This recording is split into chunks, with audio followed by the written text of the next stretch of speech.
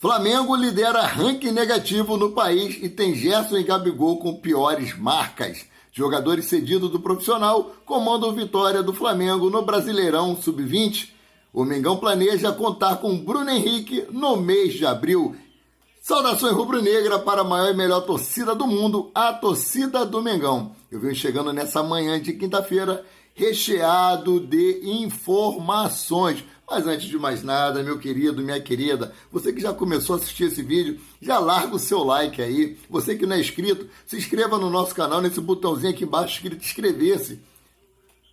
Deixe seu like, faça um comentário, acione o sino da notificação para receber todos os nossos novos vídeos e compartilhe os nossos conteúdos. Tudo isso para vocês é inteiramente de graça, mas para nós é muito importante para o crescimento do nosso canal, é muito gratificante para o nosso trabalho. Então, sigamos aqui para as notícias que interessam, porque o resto não tem pressa. Flamengo divulgou ontem, quarta-feira, informações de ingressos para a final do Carioca. As vendas vão começar nesta sexta-feira, dia 24, para os sócios torcedores do Rubro Negro e chegam ao público em geral no dia seguinte, dia 25, no sábado. Os bilhetes custam a partir de R$30 no setor norte e podem chegar aos R$700 no Maracanã+.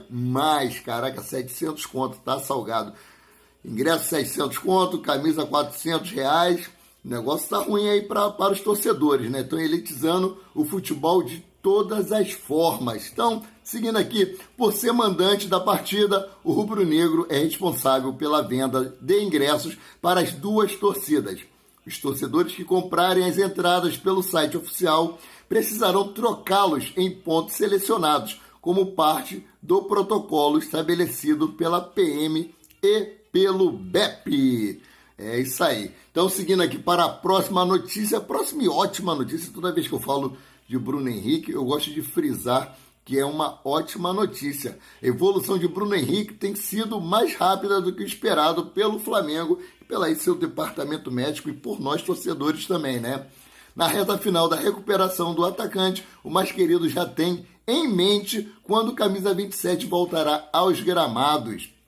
O Flamengo planeja contar com Bruno Henrique no mês de abril. Internamente, até mesmo a participação nas finais do Campeonato Carioca foi cogitada, mas o clube repensou, então o atacante deve reforçar as primeiras partidas do Campeonato Brasileiro e também nas rodadas iniciais da Libertadores da América. O Brasileirão começou no dia 15 de abril, já no Continental, o camisa 27 deve estar à disposição no confronto da semana do dia 19 de abril pela segunda rodada.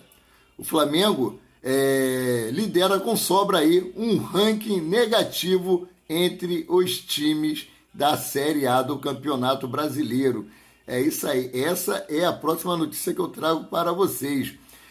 O rubro-negro é disparado o que mais levou cartões na temporada. São 65 cartões, até então totalizado uma média de quase 4 cartões por jogos. Cara, isso é demais, né? Goiás e Bahia fecham o pódio com 57 e 54 cartões, respectivamente.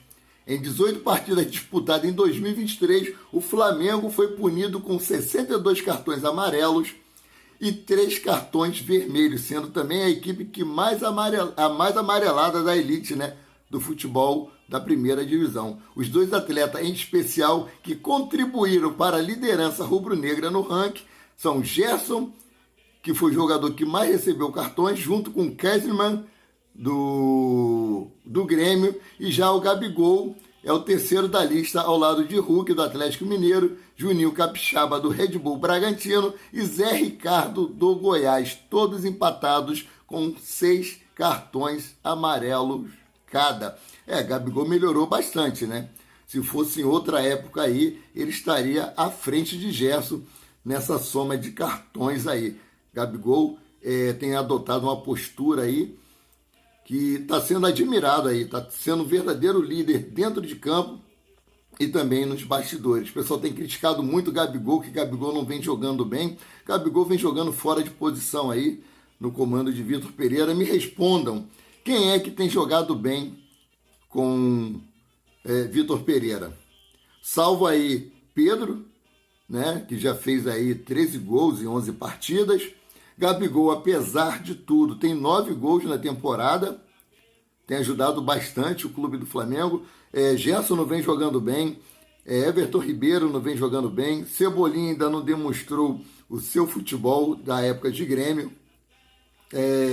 Não tem praticamente jogador nenhum atuando bem no comando de Vitor Pereira. Então, seguindo aqui para a próxima notícia, Flamengo aproveita período sem jogos para definir situação no mercado da bola. Isso já virou uma palhaçada, né?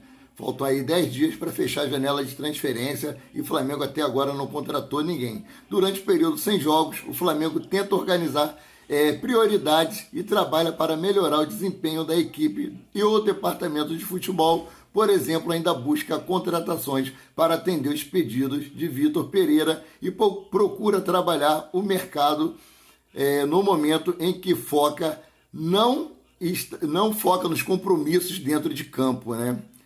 O lance aí apurou que as prioridades do rubro-negro não mudaram e seguem sendo um volante, um atacante de velocidade que atue pelas beiradas, e o lateral direito também vem sendo monitorado por conta da grave lesão sofrida aí por Mateuzinho, que o tirou, né, dos gramados aí por um período de 3 meses. No mínimo 3 meses, Mateuzinho ficará aí fora dos gramados devido a essa fratura na tíbia, né? Para a posição de volante, o principal alvo continua sendo Matheus Uribe, do Porto. Só que tem uma situação aí com relação a Matheus Uribe. Um clube da América entrou aí na briga e é o Tigres do México, que já prepara até uma proposta para o atleta. Flamengo vai comer mosca aí na negociação de Matheus Uribe. Matheus Uribe, o que consta, eu vou confirmar para vocês no vídeo da tarde, é o único jogador que o Flamengo pretende contratar para essa janela de transferência. Nem Gilberto, nem Arthur, que já está sendo negociado aí para o Palmeiras, já está fechado com o Palmeiras, nem Ângelo, que já deu a negativa para o Flamengo. O único jogador que o Flamengo está realmente negociando para essa janela de transferência é Matheus Uribe, e corre o risco de perder o jogador, né? Então, seguindo aqui, o principal é o Uribe do Porto, e o colombiano gostou da oferta inicial do Flamengo, mas tem a concorrência do próprio clube português na negociação. O treinador Sérgio Conceição confirmou que vê o atleta como peça fundamental e não deve medir esforços para mantê-lo em Portugal, mesmo que apenas até o fim do contrato, que vai até junho deste ano. Enquanto a situação no meio-campo está mais encaminhada, as negociações por um atacante sofreram aí um baque, né? Porque, como eu falei, teve a recusa do jogador Ângelo do Santos. O principal alvo aí do rubro-negro no ataque optou por permanecer na Vila Belmiro após longa novela. O Flamengo até buscou reaproximação depois da negativa, mas a decisão do jovem de 18 anos parece ser definitiva. Ele já falou que não vai vir para o Flamengo, ele já falou que quer ser negociado para a Europa, pelo grande carinho e apreço que ele tem pelo Santos, que ele não pretende jogar no momento em nenhum clube do Brasil.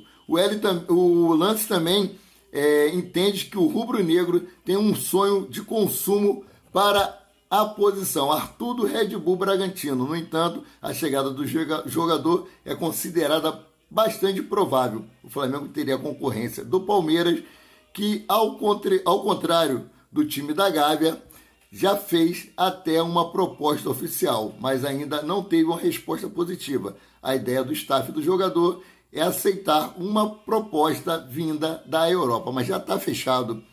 Eu acabei de acompanhar aí, já está fechado praticamente com o Palmeiras. Então, nem Europa e nem Flamengo. Como mencionado, o Flamengo também trata uma contratação para a lateral direita como prioridade desde a lesão de Mateuzinho, no jogo de ida da semifinal do Carioca. O principal alvo, no entanto, é guardado a 7 chaves pela diretoria rubro-negra.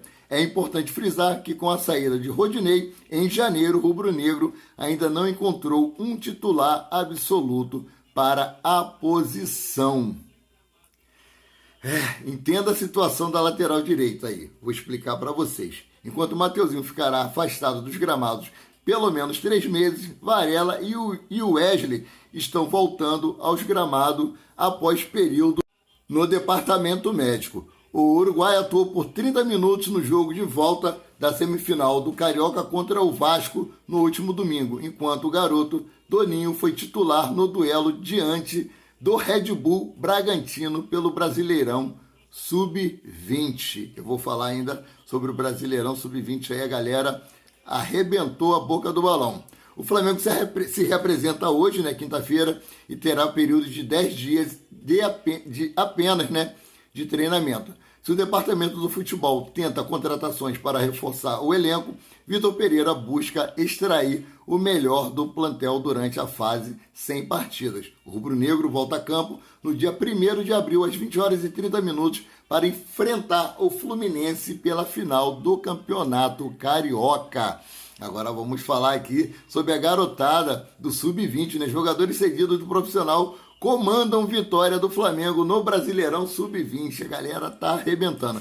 Feminino, no Sub-20, o time principal aí que tá deixando a desejar. O Flamengo venceu o Red Bull Bragantino por 4-3 ontem, quarta-feira, em jogo válido pela 4ª rodada do Brasileirão Sub-20. Para o duelo, o rubro-negro teve uma série de reforços vindos do time profissional. E eles fizeram a diferença em mais uma vitória do torneio. O Vitor Hugo, Mateusão, Matheus Gonçalves balançaram a rede. O Flamengo fez,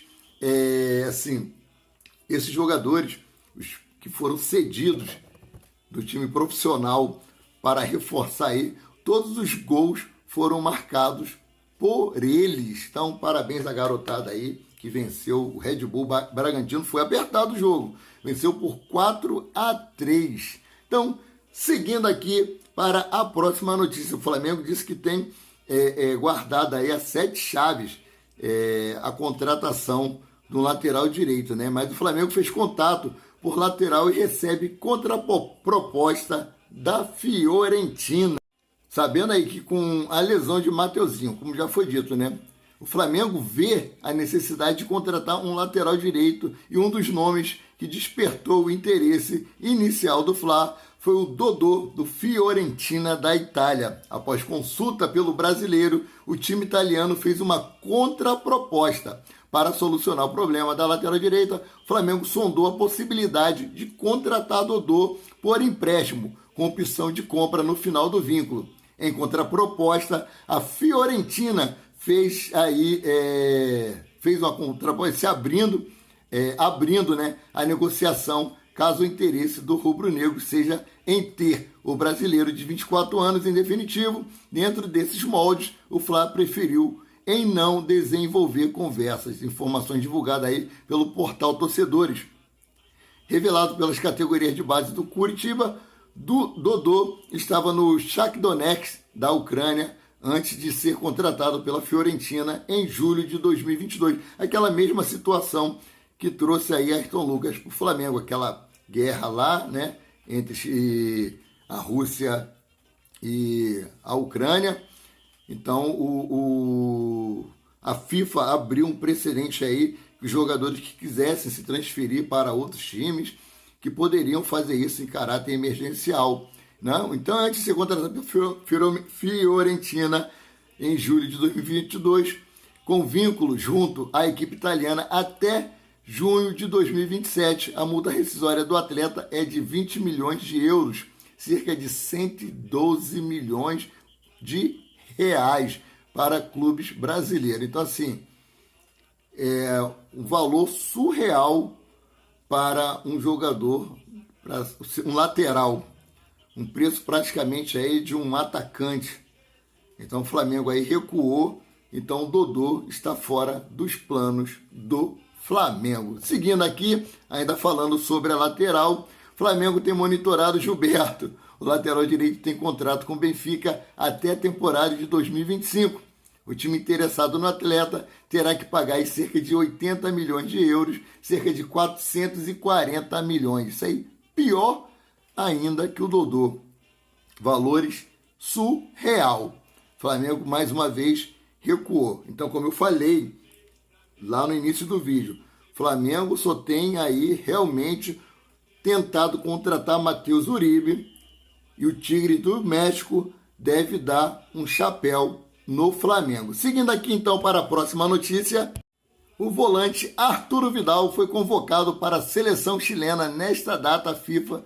No entanto, o jogador deve ser liberado neste sábado para participar de um jogo de despedida, aquele jogo que gerou polêmica, que o treinador não queria liberar ele para poder ir lá prestigiar o seu colega, né, o Esteban Paredes, que irá se aposentar. Ele é ídolo do Colo-Colo, assim como Vidal.